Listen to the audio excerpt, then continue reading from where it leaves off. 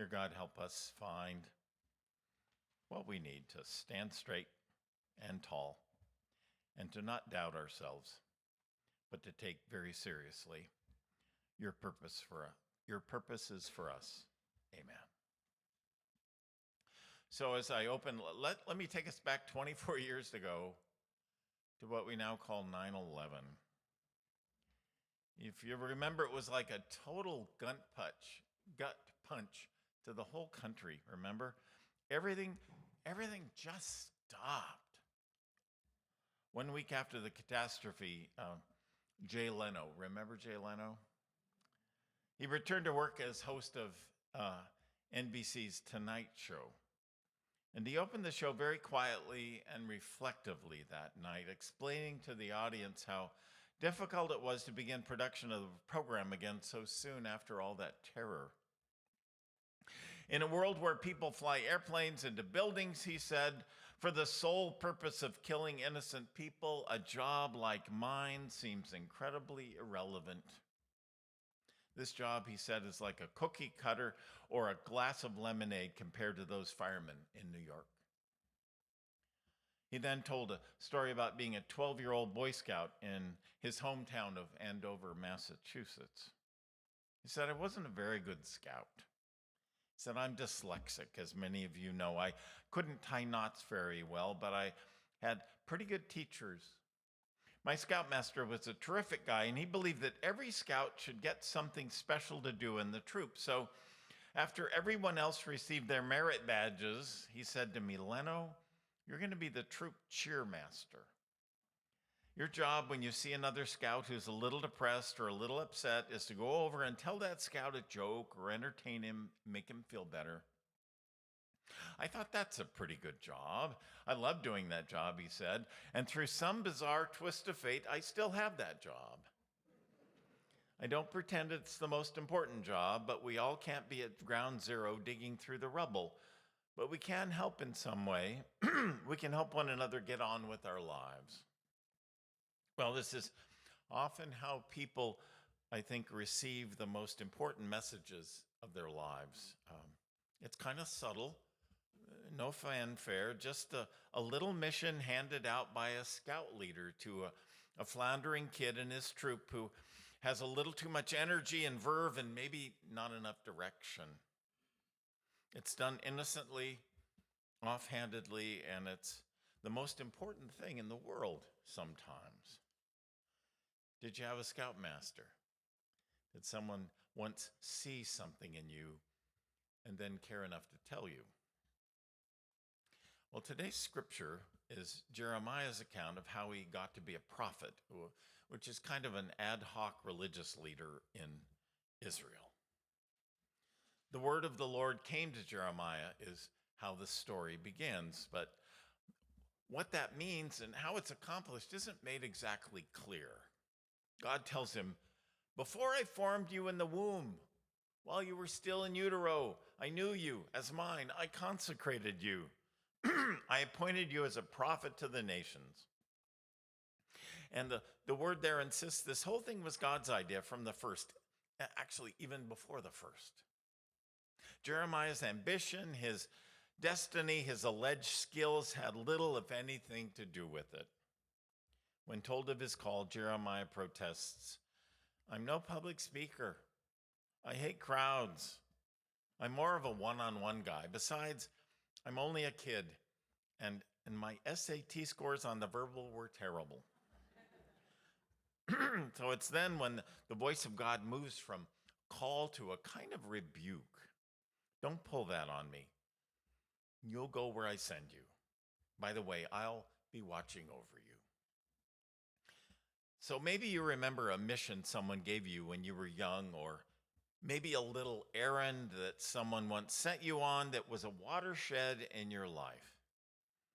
Listen to this personal account from Will Williman about just such a calling. At age 11, he said, I was minding my own business in Miss McDaniel's 6th grade class, dutifully copying words off the blackboard when I got the call. Williman, Mr. Harrelson says he wants to see you. Go to his office. Mr. Harrelson was our intimidating ancient principal.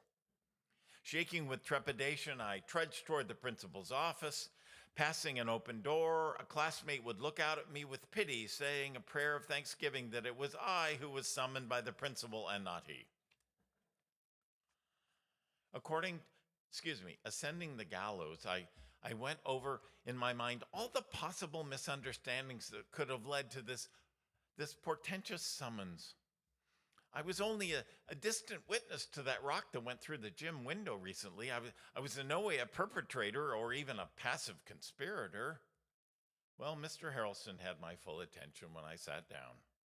Listen carefully, young man, he said to me. I don't intend to repeat myself.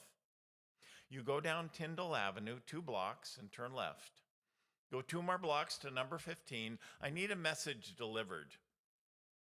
You tell Jimmy Spain's mother that if Jimmy's not in school by this afternoon, I'm reporting her to the police for truancy. Oh no, I thought, God help me, Jimmy Spain is the toughest thug in the school. A 6th grader who should have been in the 8th. And what in the world is truancy, for God's sake? While pondering these somber thoughts in my heart, I journeyed down Tyndall, bidding farewell to the safety of the schoolyard.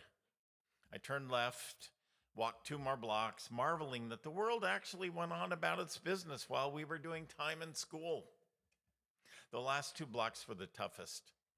Descending into a not at all nice part of town, terra incognita to me, what was left of a sad neighborhood hidden behind the school. Number 15 was a small house with peeling paint and a disordered yard. Just the sort of house you'd expect Jimmy Spain to dwell in, rough-looking, small, and sinister. I stepped up on the rotten porch and looked on the soiled screen door.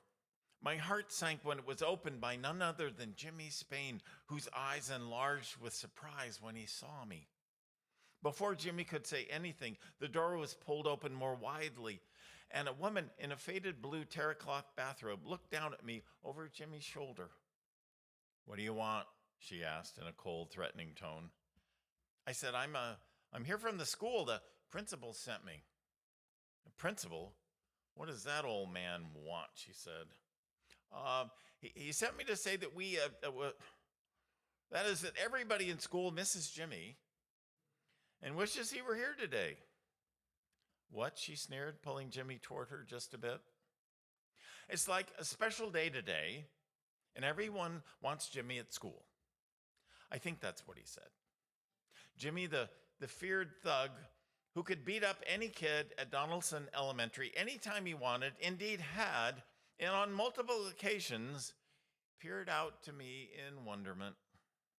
Suddenly this fellow, feared by all, looked very small, clutched by his mother's protective arm. His eyes were pleading, embarrassed, hanging on my every stammering word. Would you tell that old man it's none of his business what I do with James? James, do you want to go to that old school today or not? She said. Jimmy looked at me and wordlessly nodded. Well, go get your stuff and take that $1 off the dresser to buy your lunch. I ain't got anything here, she said. And in a flash, Jimmy was back. His mother stood at the door, and after giving Jimmy a peck on the cheek, she stood staring at us as we walked off the porch down the walk and down toward Tyndall Avenue. As we walked back toward the school, we said not a word to one another. I had previously lacked the courage to speak to Jimmy, and Jimmy had never had any reason, thank God, to speak to me. Well, walking back to school that morning was certainly not the time to begin. We walked up the steps to the school, took a right, and wordlessly turned toward the principal's office. I led him in, handed him off to the principal's secretary who received my ward, and once again he seemed not mean at all, not threatening, but in fact very small.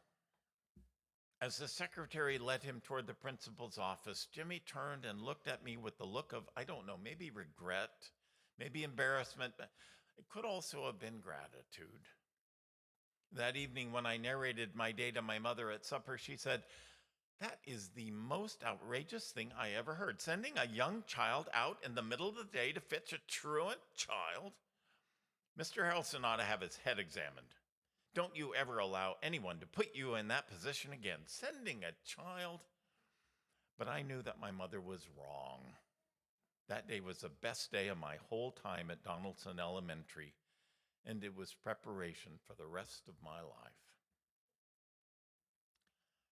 Surely God's call of Jeremiah was truly a frightening call. But with it comes an astounding promise. I will put you over kingdoms and nations. I will give you authority to pull down empires. The absurdity, though, of telling somebody like this, you shall be a prophet, to a kid. You will speak truth to power. You will go up to the palace and bring this whole kingdom to its knees so that I may plant a new kingdom in its place. Sounds a bit absurd. Makes me wonder if a certain young Baptist minister might have gotten a similar call when he was unspeakably young and unseasoned, a call that led him eventually to march to Montgomery from Selma, Alabama, 60 years ago. Well, the Old Testament Hebrew idea of God is grounded in this notion that this supreme being is absolutely purposeful. It is a God who would create a world out of nothing, a God who would make a chosen people out of a ragtag tribe of nomads, a God who would summon a shepherd boy to battle a giant named Goliath. It's the story of this people. And this is just the sort of God who would think to call a kid to speak words to shake a kingdom. It would be just the sort of God who would think it fun to make a claim on a life like yours as well. To have your name since you were in the womb, to have plans for you, a job to fill, a task to undertake that in fact no one else could accomplish the way you would accomplish that task. I wonder if Jeremiah had something else in mind when he heard this call from God. I wonder if he was instead counting on doing an MBA or maybe entering a local police academy, something he had models for. And then this call came that on the face of it seems out of the blue, but it really wasn't. Such a thing happens to lots of young people while they're preparing for another life, you know. Often a life their parents had in mind for them, a life that would be more practical, something steady, something recession-proof if possible. I enjoy all kinds of music, like you probably do. There's a country singer who is only moderately well known, I enjoy, whose name is Radney Foster. You won't be surprised to hear that he's from Texas. I remember once during a not too well-attended concert in a small pub on East Burnside here in Portland, he paused between numbers to say that in the middle of college, while home on vacation, he'd woken his parents at 11 one night to tell them that God had spoken to him and told him that he needed to drop out of college and become a country singer. He said his dad sat bolt right up in bed and said, "No God I worship would tell a son of mine to drop out of college." Everyone's life is so different. For everybody, though, there come those moments or seasons when we get restless, right? Or something outside us connects with something deep inside us that has not been fulfilled or given at least a run for the money. Sometimes we have psychic agendas that we hide even from ourselves. We find out that what we were majoring in was not pursued for itself, but because we wanted to prove something to ourselves or our parents, maybe our dads, or a love interest we have, whatever. And when we sense that we're doing something for the wrong reason, there is the challenge, then to get out of it. It's not an easy business. Sometimes takes years or decades, but it can be critical for us. Most times people experience a voice within that calls them to go deeper into a place they already are. There they hope to receive what I believe we all long for, that is the calling within the calling, the thing within the wider context of our life that fits precisely with who we are. So this is a tricky business. One moves forward, never sure where one may truly be going. However, a thing can turn out to be just so right for us that something is perfect about it in an awkward slant ways kind of way. And at that point, we realize that nothing can stand in its way, not even we ourselves with our weaknesses or our accompanying agendas. As Jeremiah found out, that thing may even take us prisoner. Anna Maria Smitherman tells that kind of story, and I'm going to end with her words. She tells it this way. She said, I sat in the principal's office with a wry smile on my face. I wasn't there to be reprimanded. I was 26 and interviewing for a job. A plastic crucifix hung over the desk. I imagined Jesus looking down on me, a lapsed Catholic, hoping to teach 8th grade kids in a Catholic school. He'd have spun in his grave if he'd had one. Sister Michelle bustled back in, a bundle of energy and sensible shoes. I'm sorry for the interruption, but that's the way it is here, she said. Parents and students need you when they need you. I smiled.